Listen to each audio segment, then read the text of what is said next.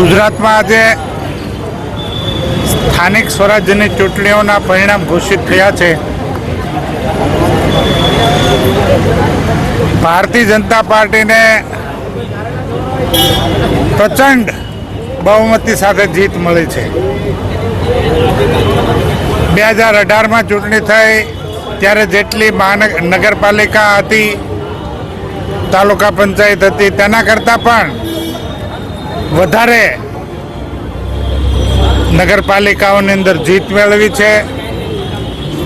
જ્યાં જ્યાં પેટા ચૂંટણીઓ હતી, સુરત, અમદાવાદ સહિત બધી જ જગ્યાએ, જ્યાં પેટા ચૂંટણીઓની અંદર પણ ભારતીય જનતા પાર્ટીના ઉમેદવારો પ્રચંડ બહુમતીથી વિજયી થયા છે।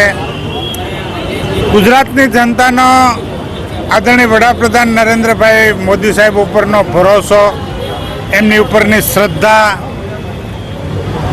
આદરણીય અમિતભાઈ શાહ સાહેબની કુશળ રણનીતિ અને માર્ગદર્શન, ભારતીય જનતા પાર્ટી ગુજરાત પ્રદેશના આદરણીય અધ્યક્ષ સી.આર. પાટીલ સાહેબની ચૂંટણીલક્ષી વ્યૂહરચના અને કાર્યકર્તાઓને મળેલું માર્ગદર્શન અને આદરણીય મુખ્યમંત્રી ભૂપેન્દ્રભાઈ પટેલ સાહેબના નેતૃત્વમાં ગુજરાત સરકારે કરેલી વિવિધ કામગીરીઓથી ગુજરાતની જનતા અભિભૂત થઈ।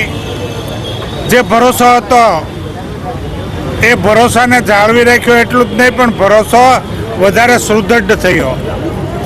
સૌ વિજેતાઓને હું આ જીત બદલ અભિનંદન પાઠવું છું। સુરતમાં પણ એક સીટની પેટા ચૂંટણી હતી। એ પેટા ચૂંટણીની અંદર ભારતીય જનતા પાર્ટીના ઉમેદવાર શ્રી જીતુભાઈ કાછડ 7,000 કરતાં પણ વધારે લીડ મેળવીને વિજેતા થયા છે।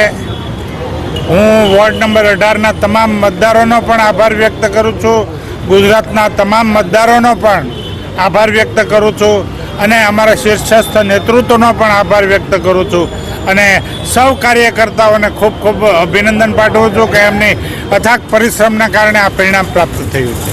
ઓકે।